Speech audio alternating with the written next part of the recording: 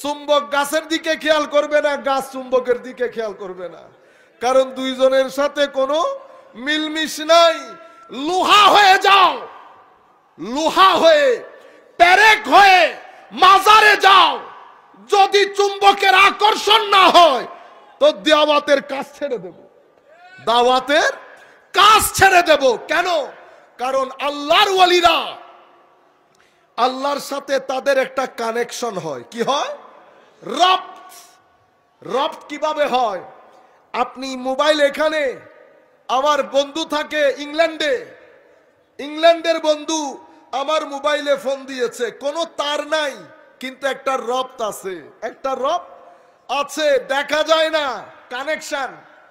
ঠিক সেভাবে আল্লাহর ওয়ালিরা মুজাহাদার মাধ্যমে, সুহবতের মাধ্যমে, আদবের মাধ্যমে, আখলাকের মাধ্যমে, তাহারাতের মাধ্যমে, তওবার মাধ্যমে, ইহসানের মাধ্যমে সিনার জগৎ যখন তৈরি হয়ে যায়, আল্লাহ এবং বান্দার মাঝখানে কোনো ওসিলা লাগে, এটা হলো সব শিরকের মূল।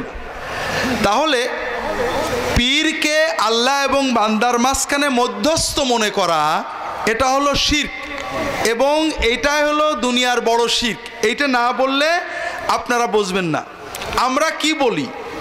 আমরা বলি, এটা আবু জেহেলও বলতো, যে বড় একজন রাজা, বাদশাহ, প্রধানমন্ত্রী, মন্ত্রী, ডিসি, এসপির কাছে কি সরাসরি যাওয়া যায়? যাওয়া যায় ভাই?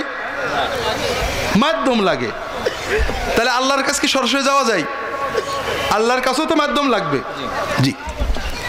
আচ্ছা, এই মন্ত্রী, মিনিস্টার, রাজা, বাদশাহ, তাদের কাছে সরাসরি কেন যাওয়া যায় না? এবার একটু চিন্তা করেন। আমি দুটো কারণ বের করেছি। একটা হলো তারা জাহেল, আমাদেরকে চেনেন না। প্রধানমন্ত্রী, আপনার ডিসির কাছে আপনি যাইতে গেলে বাধা দেয় কেন? কারণ তিনি আপনাকে চেনেন না। একজন পরিচিত, ওনার খুব প্রিয়জন যদি যে বলে এই লোকটা একটা ভালো লোক, কথা বলবে, তাহলে উনি পারমিশন দেন, ঠিক না? আল্লাহ তো এরকম। আল্লাহ তো আমাকে চেনে না। চেনে? চেনে। তবে দেখেন, আল্লাহর তো লাখ লাখ কোটি কোটি কোটি কোটি কোটি কোটি কোটি কোটি বান্দা। আল্লাহ হয়তো নাউজুবিল্লাহ আস্তাগফিরুল্লাহ একটু ঝাপসা চেনেন, কোনো হুজুর একটু বলে দিলে আল্লাহ ক্লিয়ার বুঝতে পারেন যে এটা ভালো বান্দা। আমাকে কে বেশি চেনেন? আমাকে মায়ের চেয়েও কে বেশি ভালোবাসেন? কেউ যদি বলে যে আল্লাহ ডিসিএসপির মতো জাহেল, আমাকে চেনে না, তার ঈমান থাকে? এই যে কথাটা আমরা বলি, এটা ঈমান। যখনই আপনি আল্লাহকে জালেম রাজা বাদশার সাথে তুলনা করবেন, ঈমান চলে যাবে। দ্বিতীয়ত, আমরা এমপি, মিনিস্টার, মন্ত্রীর কাছে যাই মাধ্যম নিয়ে, কি জন্য? আরেকটা কারণে, কারণ মানুষ জালেম, চিনলেও অনেক সময় পার্সিয়ালিটি করে না? পীর মুরিদি শিরিকের যে দরজা খুলেছে, এই দরজাগুলো বন্ধ করা দরকার। আমরা ওসিলা বলতে পীর সাহেবকে বোঝালাম, পীর সাহেব ওসিলা, ভালো কথা।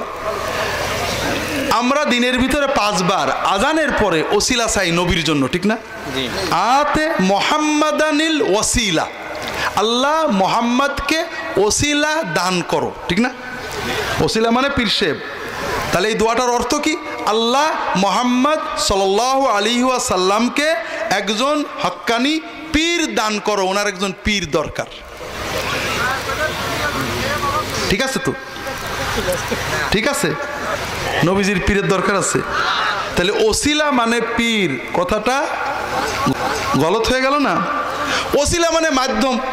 আল্লাহ আমাদের নবীকে একটা মাধ্যম দাও, মানে আল্লাহর কাছে যাওয়ার নবীর কোনো মাধ্যম নেই, একটা মিডিয়া লাগবে নাকি?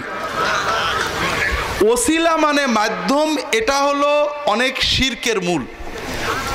আর বাংলায় ওসিলা মানে মাধ্যম, ভাষার অর্থ পরিবর্তন হয়। আপনারা যদি 250 বছর আগে রামমোহন রায়ের বাংলা বই পড়েন, দেখবেন সন্দেশ মানে হলো সংবাদ। আর আমাদের আধুনিক বাংলা ভাষায় সন্দেশ মানে কি? মিষ্টি। তাহলে শব্দের অর্থ কিন্তু পাল্টায়।